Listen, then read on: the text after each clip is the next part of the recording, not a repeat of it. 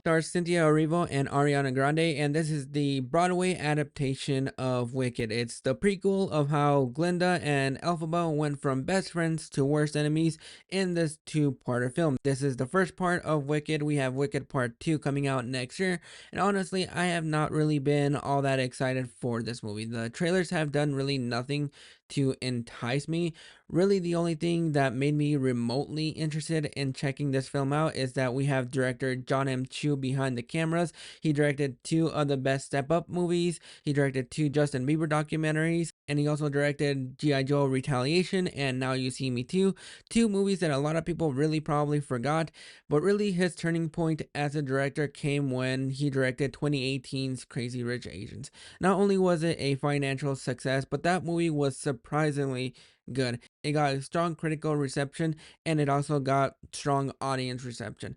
And he also directed my personal favorite and one of the most devastating results that we had at the box office during the pandemic, In the Heights. I am obsessed with that movie. So really that was the only thing that had me remotely interested in checking out Wicked Part 1. So that's probably going to turn off a lot of people that aren't really big on two-parters. Know that going in. This is the first part. Next year, you get the full act. So let's go ahead and get started with the review. So starting off with the goods of this movie. Cynthia Erivo and Ariana Grande are fantastic in this movie. Not only do they sell you on the rivalry at the beginning when they first meet, but as soon as they start getting warmer to each other and getting a little bit close, building that relationship, I thought was done great. Because that relationship that we have building between Elphaba and Glinda is the thing that really holds this movie together.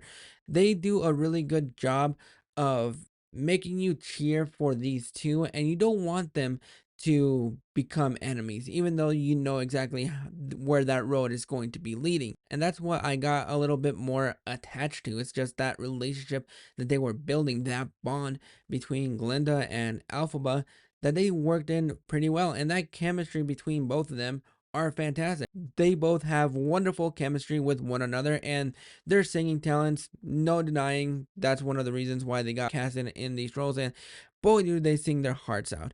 I'm not the biggest fan of the musical numbers in here, but whenever they were singing, my attention was in full. So I really enjoyed their performance. The performances from everybody, not only just from them, but you also have Jonathan Bailey, who is kind of like their prince in here. You have Marissa Badeau, who plays Alphaba's sister. And then you also have some supporting characters here from Ethan Slater, Michelle Yeoh, and Jeff Goldblum. Some of them have smaller roles that don't really have a huge impact on the movie, but they do well with what they're given. It's pretty fun to see them interact with one another, seeing the divides that we have in here between everybody and Elphaba. It almost feels like it's just her against the entire world because of the color of her skin. And I was really surprised by how much I really enjoyed this movie, because this movie is, I'm gonna use the big D word, delightful. I was really surprised by this movie. Like I said, leading up to this movie, I was not all that interested, but as soon as my butt was sitting there and we get transported to the wonderful world of Oz and all those surrounding areas, you do get teleported to this world. I read that John M. Chu didn't really want a lot of CGI or green screen or blue screens in here. He wanted everything to be practical, and you can just see the budget on screen. Everything in here, from the buildings to the sidewalks to the trees to the plants, pretty much everything is just absolutely wonderful. It is absolutely breathtaking to see, because nowadays when we have movies like Red One that cost 250 million and you don't see the budget on screen, you see the budget entirely in Wicked. The way that the landscapes look, the way that the buildings are constructed, it all feels so wonderful that you just want to be able to get teleported to this place immediately. And I think that is one of the biggest compliment that I have for this movie, is the fact that this movie does a really good job with its practical effects. It brings you in here and it just makes you want to live in this world. You do get some CGI here and there, but even with some of the CGI that we have in here, it's still done pretty well. And while I wasn't the biggest fan of the musical numbers, you can definitely tell that these are just wonderful set pieces to look at.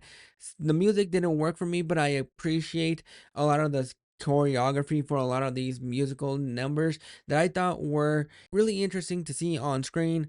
I just wish the music in this movie was a lot better. There are a couple of songs in here that makes you feel powerful and makes you feel like you just want to stand up and cheer, and I really like when we got to those moments.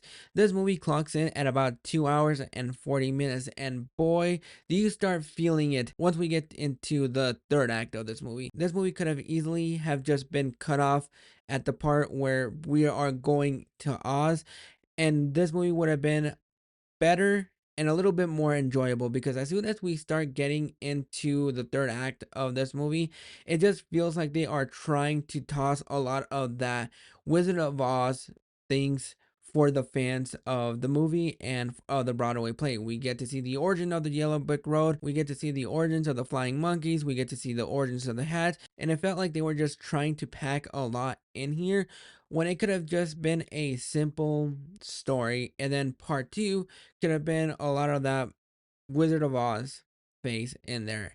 That is really the big issue that I have with this movie, is the fact that it overstays its welcome. For some people, they might enjoy that.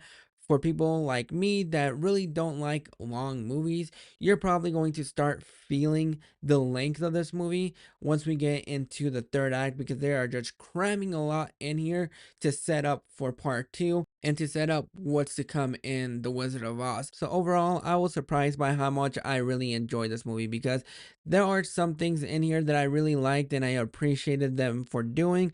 But once we get into the third act and they start throwing a lot in here, that is when it gets a little bit overstuffed and becomes more like a chore to get through instead of being more enjoyable than what we got before. You have some characters in here that don't really do much for the plot or for any of the other characters. If you've never seen The Wizard of Oz and you've never seen the Broadway play, this might be an enjoyable movie. Just know that this is a part one to a part two. So if you're on the fence about checking this movie out, I would wait until you get part two. With this being a first part, it's going to have a lot of the issues that a lot of the part one movies have. They don't have a conclusive ending, and it just leaves the doorway open for part two.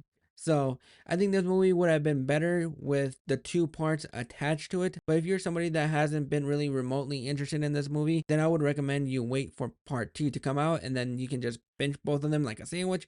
But if you are a fan of The Wizard of Oz and you enjoy the Broadway play, I think you're going to enjoy this movie a lot more than me, because there are some wonderful surprises and Easter eggs from the Broadway play thrown in here that I think a lot of the fans are going to really enjoy and see. But those are my thoughts on Wicked. Are you guys planning on checking this film out, or is this a movie that you have just lost interest because either A, the trailers haven't really done much for you, or a lot of the controversy has really drawn your excitement for this movie? Go ahead and drop your thoughts in the comments below, and I'll catch you guys for the next video.